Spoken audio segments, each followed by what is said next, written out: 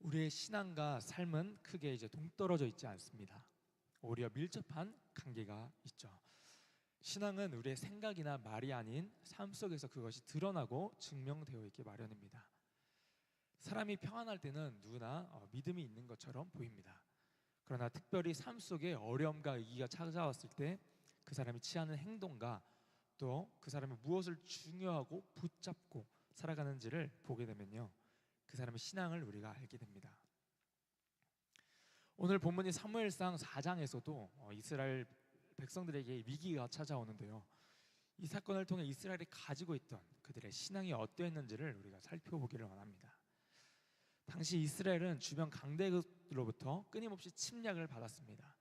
특히 곁에 살고 있던 민족 중에 가장 큰 위협은 바로 블레셋이었습니다. 이번에도 블레셋 군대가 이스라엘을 쳐들어왔고 이스라엘은 이 전쟁을 피할 수가 없었습니다. 본문 2절 말씀을 보시면 이 전투에서 이스라엘 백성들은 패배하게 됩니다. 이 패배로 4,000명 가량의 사람이 죽게 되는데요, 그때 이스라엘 장로들은 이 위기 앞에서 대책을 찾기 위해서 논의를 하게 됩니다. 그 내용이 본문 3절과 4절의 내용입니다. 우리 함께 3절 4절 읽도록 하겠습니다.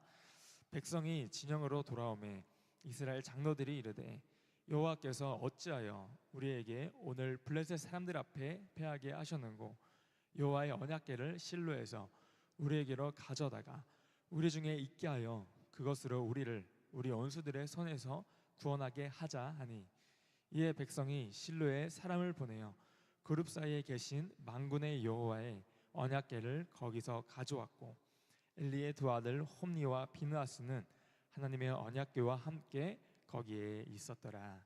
아멘. 그들이 패한 이유를 생각해보고 내린 결론은 이렇습니다. 바로 여호와의 언약궤가 자신들과 함께하지 않았기 때문에, 그래서 패배했다고 생각합니다.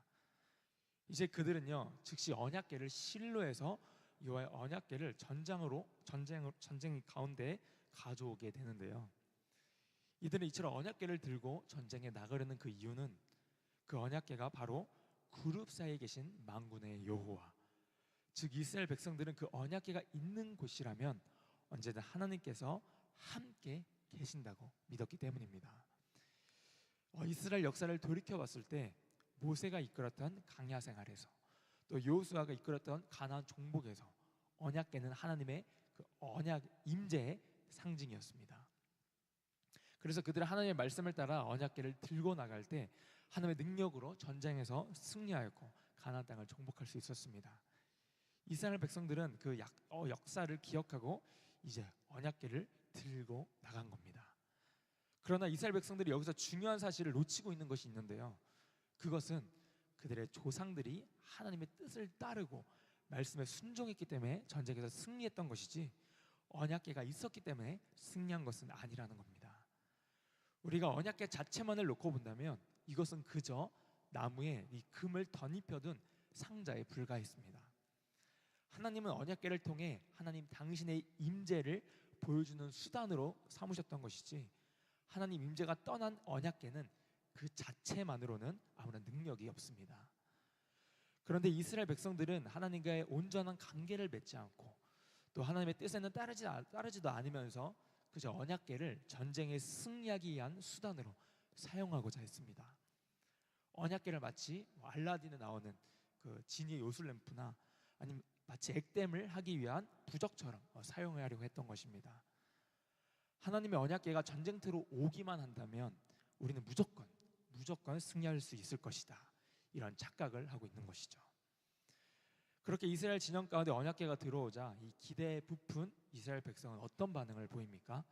바로 이런 반응을 보입니다. 본문 5절 말씀 함께 읽겠습니다. 여호와의 언약궤가 진영에 들어올 때에 온 이스라엘이 큰 소리로 외치매 땅이 울린지라. 아멘. 이스라엘은 마치 언약궤가 들어온 것만으로도 천군만마를 얻은 것처럼 기뻐하며 큰 소리로 외칩니다. 그 소리가 얼마나 컸던지 땅이 진동하여 울릴 정도였습니다. 이스라엘 백성들이 언약궤를 들고 나왔다는 사실을 블레셋 사람들이 듣고 두려움에 벌벌 떨었지만, 그러나 정작 그 결과는 어떻게 됐습니까? 보면 10절과 11절의 내용을 함께 읽도록 하겠습니다. 블레셋 사람들이 쳤더니 이스라엘이 패하여 각기 장막으로 도망하였고 살육이 심히 커서 이스라엘 보병에 엎드러진 자가 3만 명이었으며 하나님의 계는 빼앗겼고 엘리의 두 아들 홈니와 비나스는 죽임을 당하였더라. 아멘. 이스라엘은 패배했을 뿐만 아니라 그들의 살육이 심히 커서 엎드러진 자만 무려 3만 명에 이르게 됩니다. 그뿐만이 아니라 하나님의 개인 언약궤까지 빼앗겨 버리게 되죠. 언약궤는 분명 하나님의 임재를 상징합니다. 그러나 이 사건을 통해 우리 분명히 알 수 있는 사실은 언약궤가 있다고 해서 무조건 승리를 보장해 주는 것은 아니라는 겁니다. 하나님은요, 이 언약궤 안에 갇혀 계신 분이 아닙니다. 여호와 하나님은 결코 이 세상 그 누구에게도 어떤 피조물에 의해서도 구속받거나 제한할 수 없는 분이십니다. 이스라엘이 하나님의 백성인 것은 분명하지만 세상 민족의 창조주, 바로 그 창조주이신 하나님은 결코 이스라엘을 위해 좌지우지 될 수 있는 그런 분이 아니십니다. 만군의 여호와 하나님은 홀로 계시고 홀로 존재하는 분이십니다. 그러므로 그 누구도 하나님을 이용의 수단으로 삼아서는 안 되는 것이죠.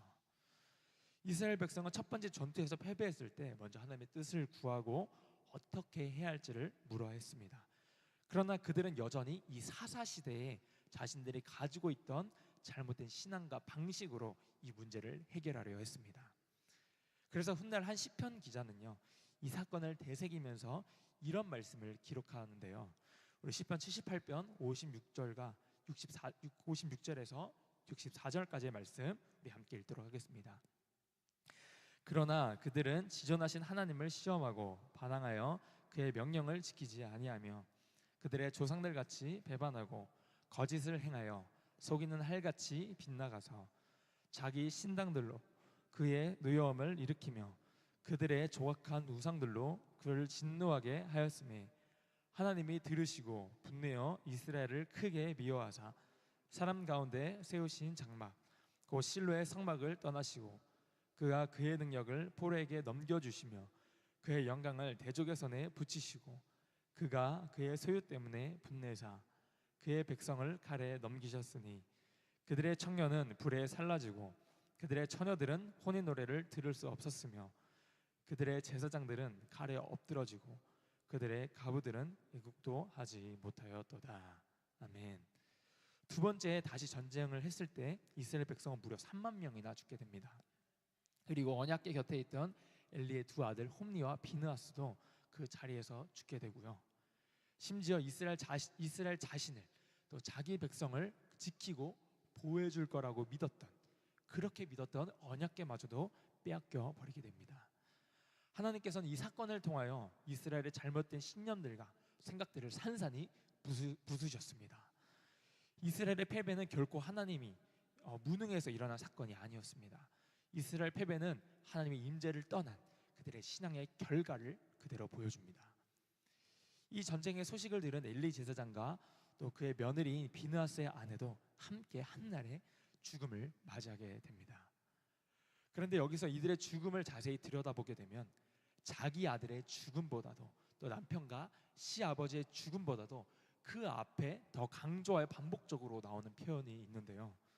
그것은 사람의 죽음보다 앞서서 바로 하나님의 언약궤를 빼앗긴 것에 대한 내용이 먼저 언급된다는 것입니다. 사람의 죽음보다 오히려 언약궤를 빼앗긴 것에 더욱 포커스를 두고 있습니다. 왜 사무엘상 이 4장에서는 사무엘상을 기록한 이 저자는 왜 여기에 더 강조점을 두었을까요?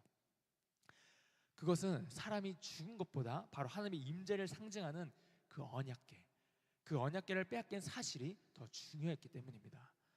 엄밀히 말하자면 전쟁에서 패배한 것, 사람들이 죽은 것도 물론 비극이지만 이스라엘에게 있어 가장 큰 비극은요, 바로 하나님의 임재를 잃어버린 것이었습니다.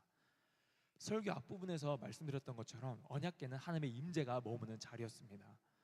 그러나 하나님의 임재가 떠난 언약궤는 그저 나무로 만든 상자에 불과합니다.